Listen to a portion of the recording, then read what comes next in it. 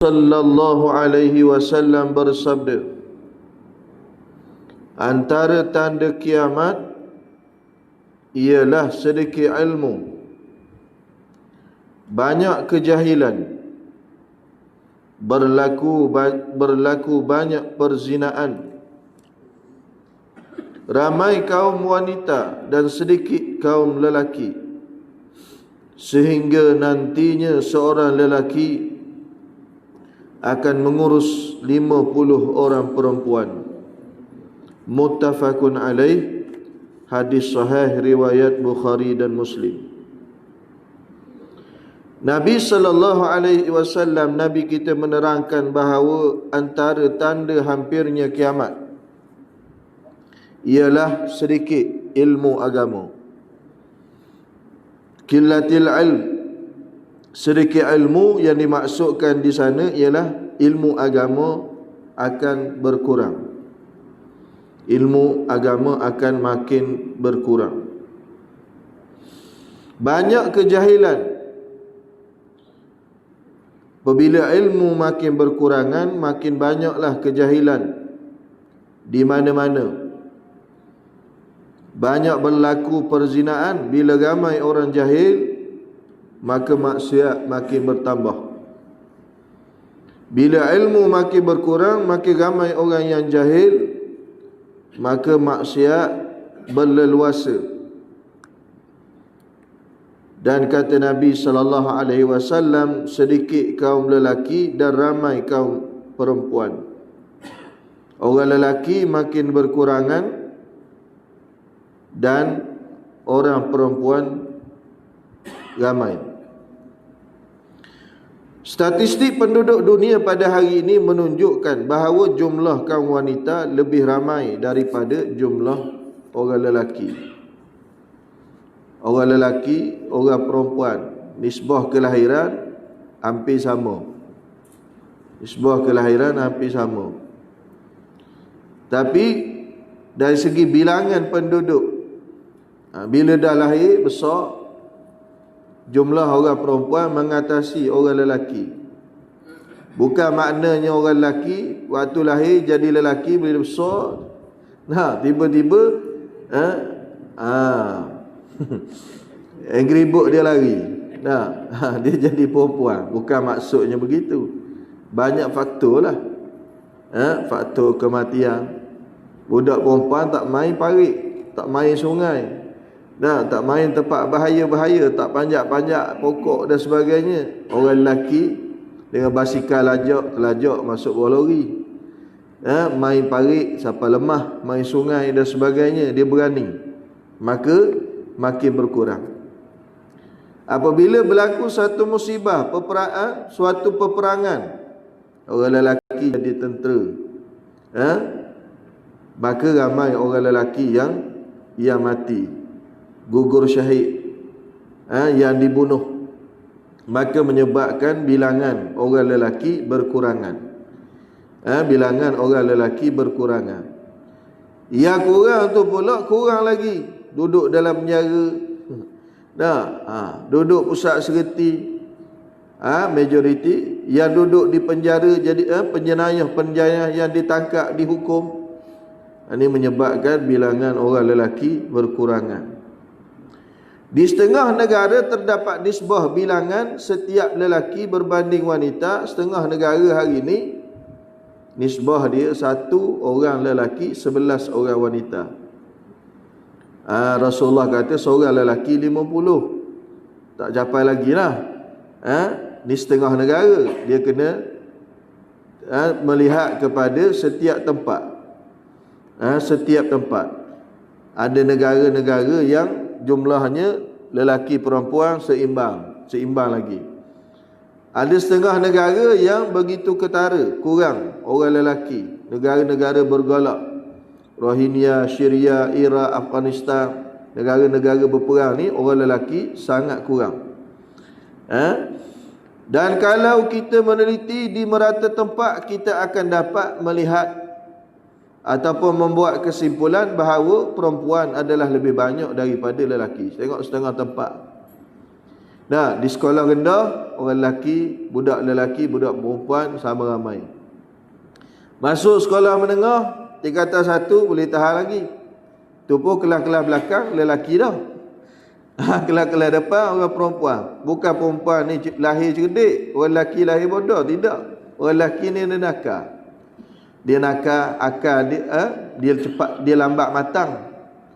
Orang perempuan darjah 5, darjah 6 tu malu dah. Nah, darjah 5, darjah 6 tu makna dia dah matang dah. Dari segi, maka bila dalam pelajaran pun dia lebih fokus berbanding budak-budak kanak-kanak lelaki. Bila masuk tingkatan 1, tingkatan 2, tingkatan 3 ni orang perempuan mendominasi kelas-kelas depan. Masuk tingkatan 4 pula baru lelaki nak matang, berhenti sekolah, terlibat dengan macam-macam, meninggal dan sebagainya. Banyak berlaku. Orang lelaki pun makin kurang juga. Baru nak matang mati. Baru nak bagus sikit meninggal. Aksiden motosikal, pergi Desaru ramai-ramai. Belaga sama sendiri. Lemah sungai, lemah laut. Ni orang lelaki.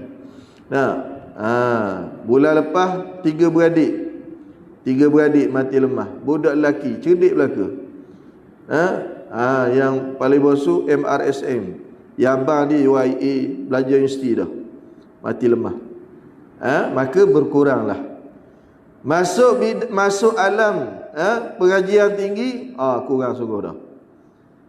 Masuk sekolah, masuk pengajian tinggi, universiti orang lelaki memang kurang. Orang perempuan 70% orang perempuan, 30% orang lelaki.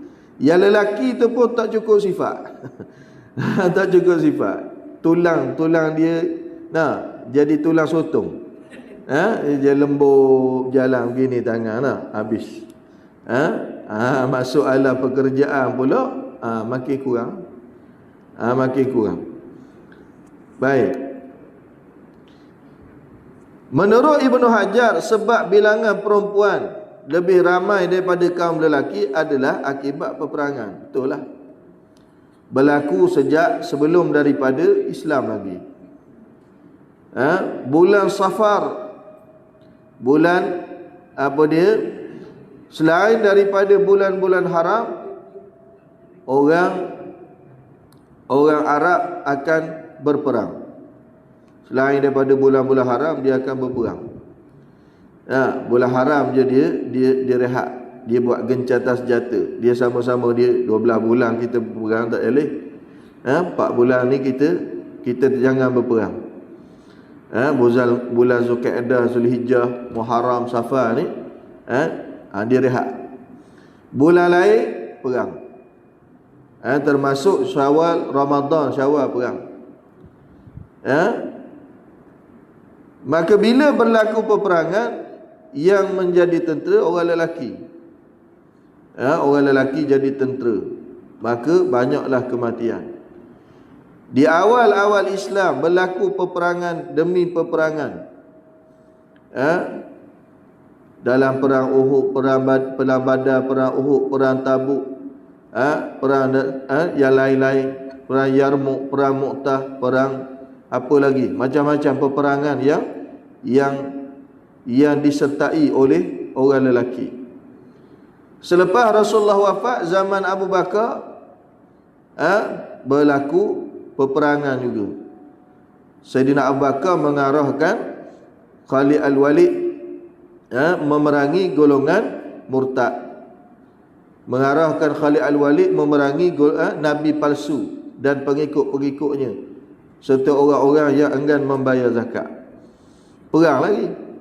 Zaman Sayyidina Umar, zaman Sayyidina Osman, berlaku pembunuhan Sayyidina Osman, maka orang Islam mula berperang sesama sendiri. Zaman Sayyidina Ali, seterusnya orang Islam berperang, bukan sahaja melawan musuh-musuh Islam, bahkan berperang sesama sendiri. Berperang sesama sendiri. Ini disebut oleh Imam Ibn Hajar sebab kenapa bilangan perempuan lebih ramai daripada kaum lelaki. Ialah akibat peperangan yang berlaku.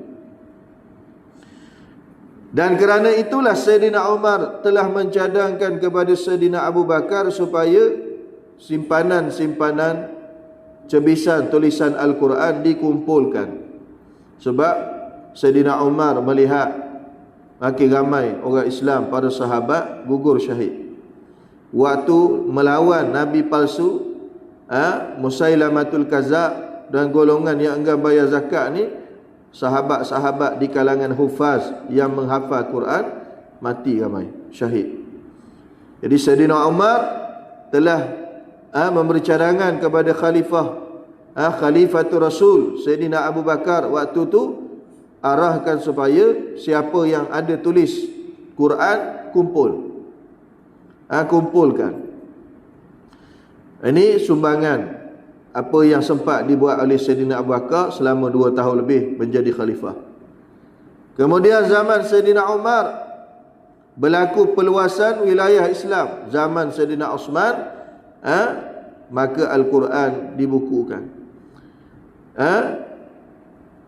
Berlaku di sana peperangan-peperangan yang menyebabkan ramai sahabat-sahabat Nabi yang menghafaz Al-Quran syahid. Maka perkara tersebut menyebabkan para sahabat, terutama khalifah Sayyidina Abu Bakar, Umar, Osman, bimbang sekiranya Al-Quran lenyap, sekiranya tidak dikumpulkan dan ditulis. Maka disitulah wujudnya Mashaf Utsmani untuk diedarkan ke wilayah-wilayah yang ditakluk oleh kerajaan Islam pada waktu tersebut. Baik.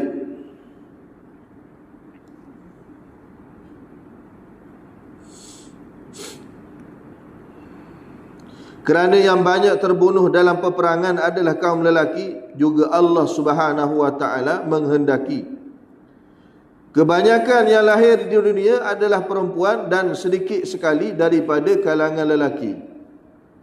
Ini apa dia menurut pandangan Al-Imam Ibn Hajar Al-Asqalani. Sekilas pandang, sebahagian orang Islam kini sudah tidak tahu lagi mana halal dan mana yang haram. Kadang-kadang kita melupakan sesuatu yang haram tanpa rasa berdosa lantaran jahilnya kita terhadap sesuatu ilmu itu. Disebut dalam hadis di mana Nabi SAW sabda tadi, di antara tanda kiamat, dekatnya berlaku kiamat, ialah sedikit ilmu dan banyak kejahilan. Ilmu makin berkurang. Penjajah barat bukan sahaja memecahkan negara-negara umat Islam, tetapi mereka juga memecahkan ilmu-ilmu umat Islam. Negara-negara Islam dipecahkan menjadi negara-negara, wilayah-wilayah yang kecil, kemudian dibahagikan kepada penjajah-penjajah. Ini Belanda ambil sikit, Portugis ambil sikit, Sepanyol ambil sikit.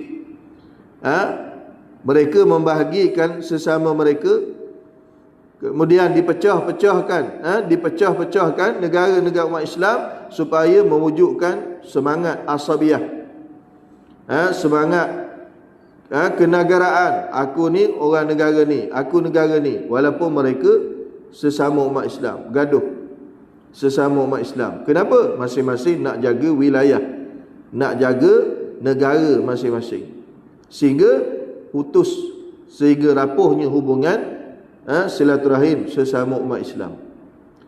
Mereka juga merancang memecahkan ilmu-ilmu umat Islam, apatah lagi setelah kerajaan Abbasiyah diserang oleh tentera Tatar, Mongol. Bukan Mongol, Basmati. Negara diserang oleh Tartar yang memusnahkan sebahagian besar daripada khazanah-khazanah peninggalan ulama-ulama cendekiawan Islam pada zaman kegemilangan kerajaan Abbasiyah. Ini menyebabkan ilmu Islam berkurang, menyebabkan ilmu umat Islam berkurang. Ulama-ulama ramai yang terbunuh, ditangkap dan dibunuh Dan akhirnya lahirlah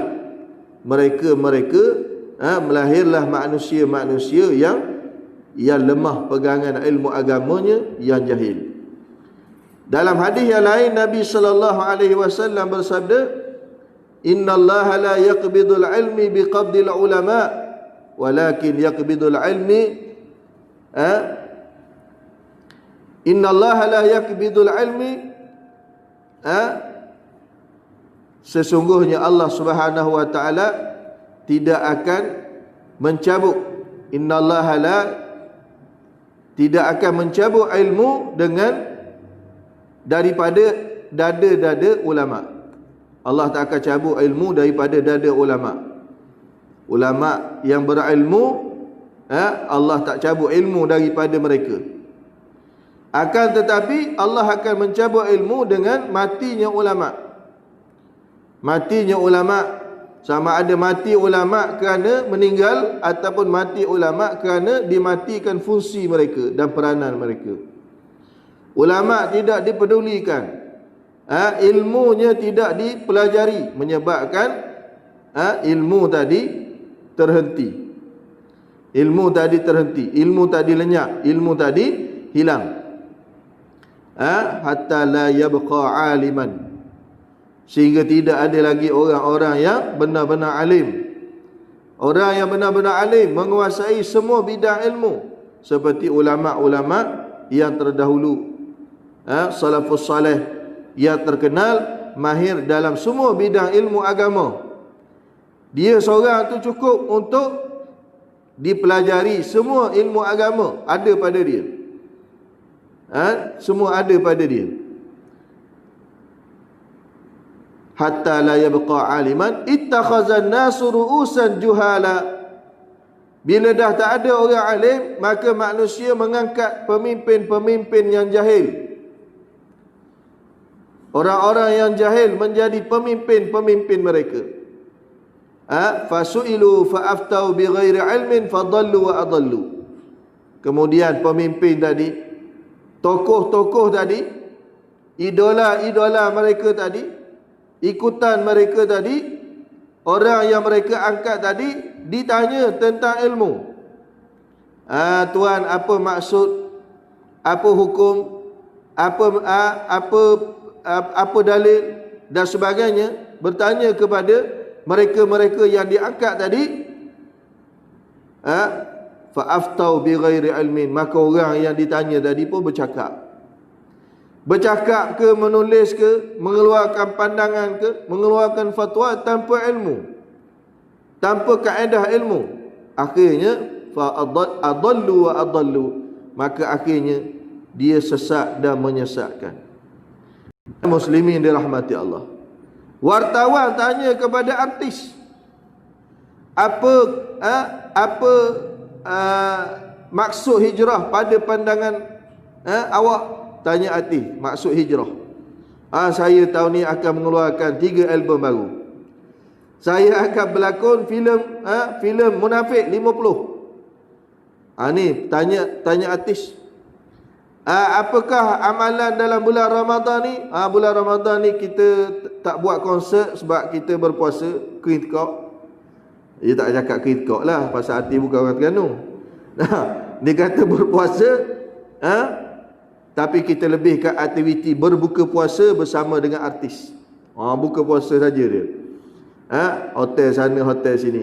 Maka pengikut-pengikut tadi pun pergilah majlis berbuka puasa bersama dengan artis. Agak-agak ada tazkirah tak? Ada pengisian ilmu tak? Ada persembahan tak? Bersama dengan artis berbuka puasa. Lepas berbuka puasa, sembahyang berjemaah sama-sama tak? Wallahu a'lam. Tapi yang tahu, dia tahulah. Bila bersama dengan orang-orang yang jahil, begitu. Ibu bapa bila dapat anak, dia akan mengimpikan anaknya jadi apa? Saya nak suruh anak saya ni macam Lionel Messi. Gaji besar. Main seminit 1.89 juta dah. Setahun gaji dia berapa bilion. Saya daripada kecil ni nak kena beli bola selalu. Kata orang tak tekuk. Latih dia, hantar minggu-minggu latih, masuk akademi bola sepak, biar jadi bola sepak belaka. Ini berlaku dalam masyarakat umat Islam. Berlumba-lumba untuk mengikut mereka-mereka yang dikagumi. Sama ada pemimpin politik, sama ada dari segi ekonomi, sama ada dari segi kehidupan sosial, mereka menjadikan orang-orang yang jahil sebagai ikutan. Jadikan orang jahil sebagai ikutan. Sedangkan Imam Syafi'i, seorang anak yatim, dihantar oleh ibunya tumpang rombongan pedagang daripada Palestin ke Madinah zaman tersebut. Bukannya naik kapal terbang, bukannya ada sponsorship, tak ada. Miskin, tak ada belanja, tumpang orang sampai ke Madinah, suruh kirimkan kepada seorang ulama yang namanya Imam Malik jadi khadam. Duduklah bersama dengan Imam Malik, duduk dengan Tok Guru, macam pelajar-pelajar pondok sekarang. Hantar duduk dengan Tok Guru. Bukan hantar pagi-pagi nak tengah hari pergi ambil, tidak. Dengan duit tak ada, dengan jauh daripada mak, dan mak dia pesan, ibu Imam Syafi'i pesan, jangan balik selagi tidak alim. Jangan balik selagi tak alim. Bukan mak kata minggu depan mak pergi tengok. Minggu depan mak pergi hantar, minggu depan kita bawa pergi berjalan. Tak sempat budak tu nak belajar, mak dia dah ada depan pagar. Ayah dia dah ada depan pagar. Dia kata anak dia rindu, padahal dia yang rindu anak. Muslimin yang dirahmati Allah. Ni suasana masyarakat zaman salafus salih. Zaman yang Nabi sebut, naja awalu hadhil ummah, kejayaan umat-umat yang terdahulu. Umat dahulu berjaya kenapa? Bizuhdi wal yakin, kerana mereka orang yang yakin, bertakwa, benar-benar beriman, dan mereka zuhud, berpaling daripada sesuatu kepada sesuatu yang lebih baik, iaitu berpaling daripada dunia yang sementara kepada akhirat yang kekal. Muslimin dirahmati Allah Subhanahu wa taala. Imam Syafi'i ni miskin. Kita tak cerita imam-imam lain. Kita yang mengaku mazhab Syafi'i, Muhammad bin Idris Asy-Syafi'i, menuntut ilmu dengan Imam Malik. Berapa lama? Berbelas-belas tahun, 18 tahun menuntut ilmu. Belajar, menuntut ilmu, berkhidmat kepada gurunya Imam Malik. Ini muslimin dirahmati Allah. Sebab itu tak pelik lahirnya seorang pelajar yang sehebat guru, lahirnya seorang pelajar yang beradab. Sebab apa? Al-adab fawqal ilm. Adab ni mengatasi ilmu. Ketika belajar dengan Imam Malik, sebelum belajar ilmu, diajar terlebih dahulu adab. Diajar terlebih dahulu adab. Ini sebab tu pelajar-pelajar pondok, walaupun tok guru dia tak ada PhD, walaupun di pondok ni pagar sekolah, pagar pondok pun tak ada, kalau nak ponteng boleh ponteng, kedatangan pun tidak diambil, mengajar pun sekadar di madrasah, tak ada kemudahan ABM yang canggih-canggih, tapi melahirkan pelajar-pelajar yang hebat. Kenapa? Kerana mereka diajar adab. Nak masuk jumpa tok guru, nak keluar minta izin daripada guru. Dan mereka ni diajar adab. Kenapa? Kerana mereka belajar di madrasah, di masjid, di surau. Nak masuk surau dalam keadaan berwudu, dalam keadaan menjaga solat berjemaah, dalam keadaan beradab dengan guru, rapat dengan guru ni. Pergi tengok anak-anak yang kita yang belajar di madrasah, di pondok-pondok.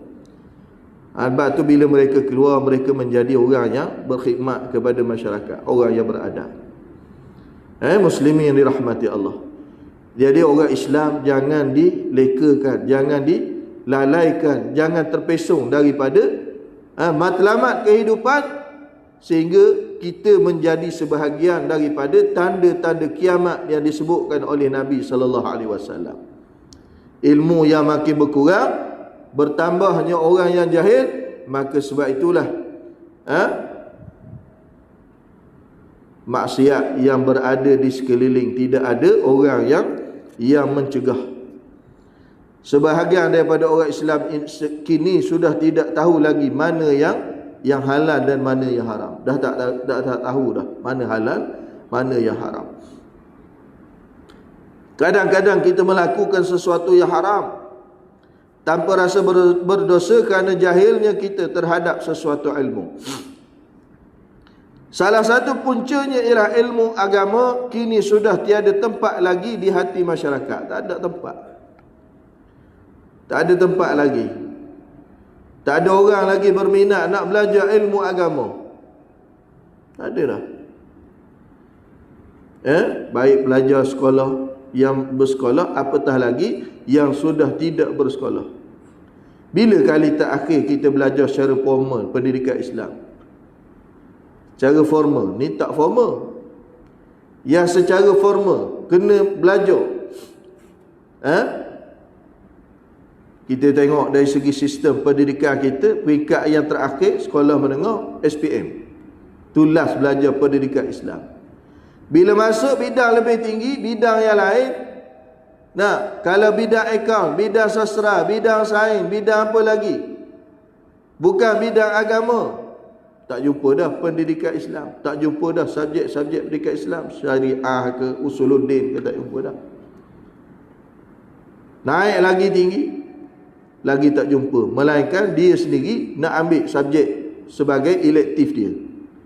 Dia pilih nak belajar bidang agama, nak belajar. Melainkan dia terlibat dengan persatuan-persatuan yang berbentuk, yang berkonsepkan agama. Itu pun tidak ada paksaan. Tak ada. Bila dah masuk alam rumah tangga, alam pekerjaan,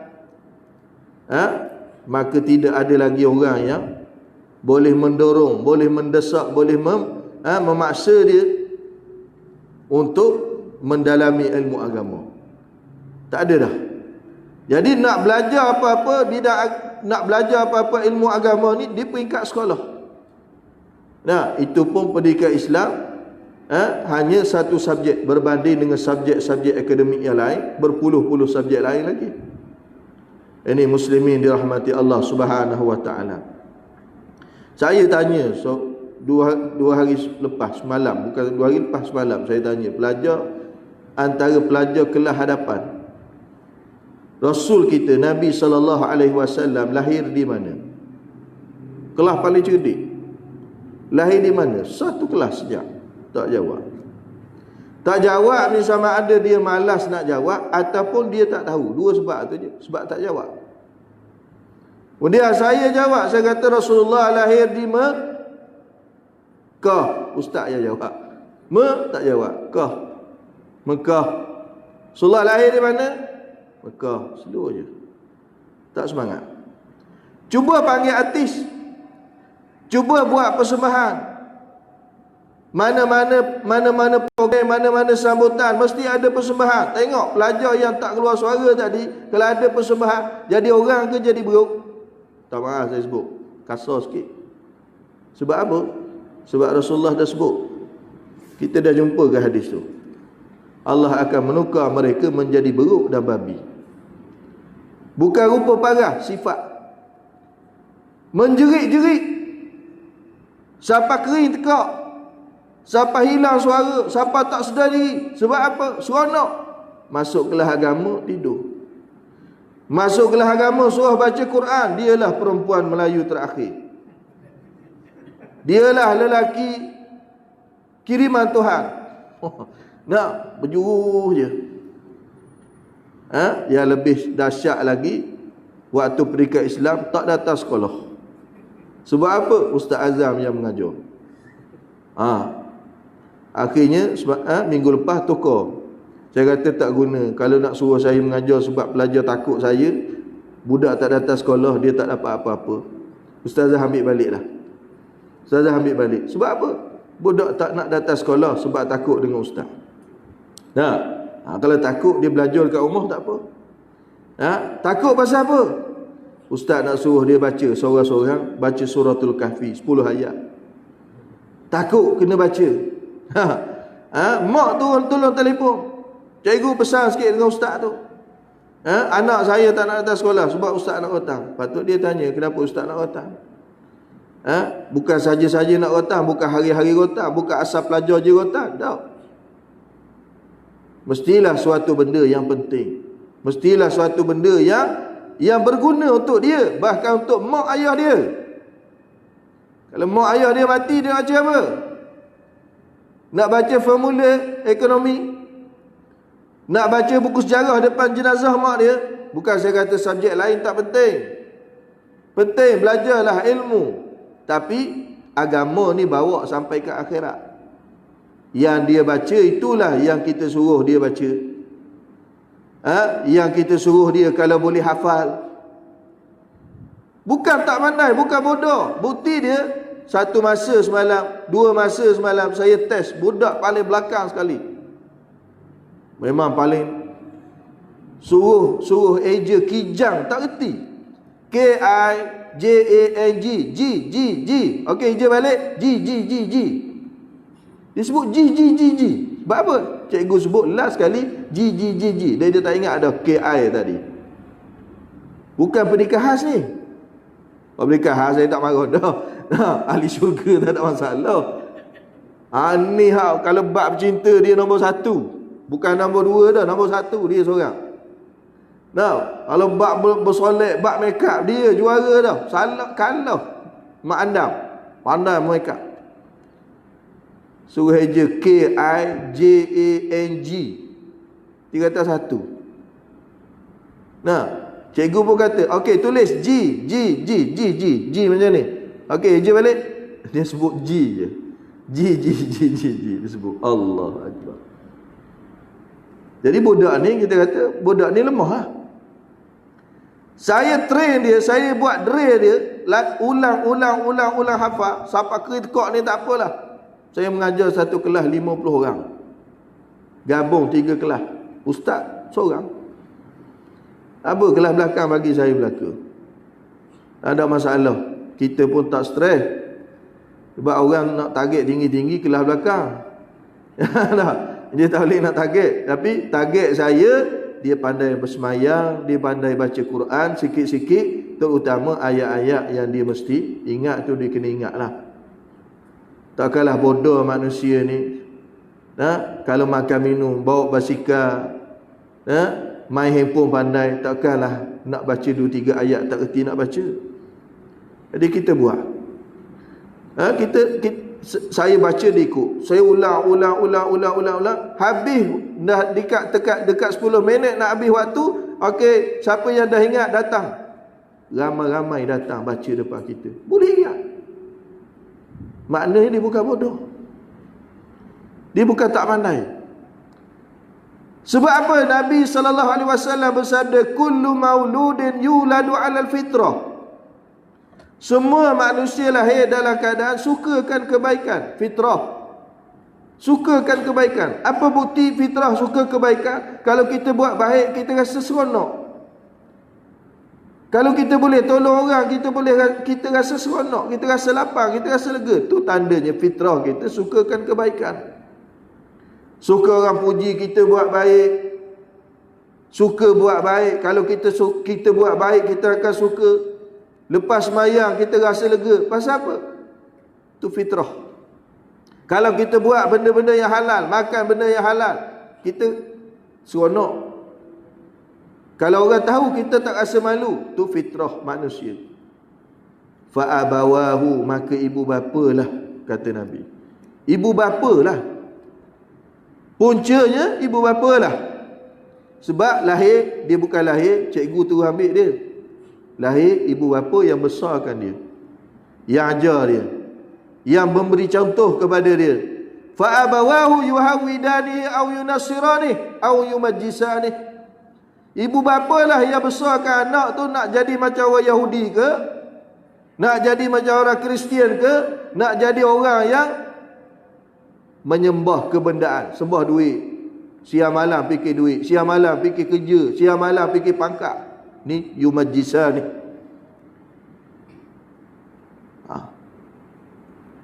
Dia nak salahkan bagaimana? Anak tu lahir fitrah. Muslimin dirahmati Allah Subhanahu wa taala. Kawan saya depo sekolah rendah, budak perempuan jual gambar artis apa benda Korea, Black Panther ke apa benda. Adalah nak gambar artis Korea, jual kat sekolah. Oh, pandai dia berekonomi. Cari duit belanja, jual. Nah, kita ingat zaman dulu kita jual patung kertas tu je. Jual perempuan main apa? Anak kan. Nah, patung yang pakai baju tu. Ingat tak? Zaman dulu. Tu je. Sekarang artis-artis. Lebih mereka kenali daripada alim ulama. Apatah lagi para sahabat Nabi. Lagi jauh lah tak kenal. Baik. Mereka menganggap apabila mempelajari ilmu agama ini suatu perkara yang membuang masa. Buang masa belajar agama. Bahkan kalau kita cadang solat berjemaah lepas habis sekolah, solat zuhur, dia akan ada orang yang bantah benda yang tak berfaedah. Kuliah agama dan guru-guru agama disekat daripada mencurahkan ilmu. Pondok-pondok pengajian agama ditutup, menyebabkan semakin ramai masyarakat Islam jahil terhadap ilmu agama. Johan Big Stage, tadi ada Ustaz Rifki post dekat Facebook dia, kita pun tak tahu kok. Hadiah Johan berapa ratus ribu Johan. Nah, jangan kata big stage, I can see your voice ke apa? Bukan I can see your voice. Yang apa benda tu, yang nyanyi tak sedap, nyanyi sebenar, nyanyi tipu tu. Cerita kita tu. Tengok tu. Salah jawab, salah tak jawab, salah. Nah, baik jawablah. Nah, jawab. Yang lain tengok juga. Buat warok tak tengok. Menyanyi tak sedap pun boleh naik atas pentas. Cuba kalau suruh mengaji Quran, tak pandai mengaji Quran, meninggal terus atas pentas. Nah, ni menyanyi tak pandai, tak sedap pun. Tak ada malu, tak ada rasa malu nyanyi Allah.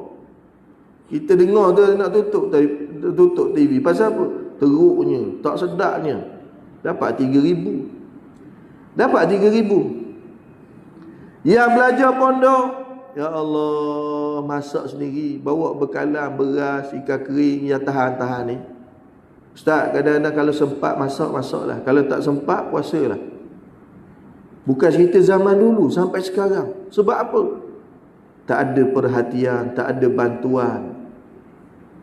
Tak ada perhatian, tak ada bantuan. Bila orang pondok ni diingati, diperlukan. Bila ada orang meninggal, cari budak pondok. Cari Ustaz, cari 50 orang Ustaz. Sembahyang jenazah, 40 orang sembahyang jenazah. Kenapa nak 40? Seorang tak boleh? Tak boleh 40. Nabi kata kalau 40 ampun dosa mayat. Dan mayat waktu hidup main dengan siapa? Mayat waktu hidup pergi ke mana? Tengah laut pun.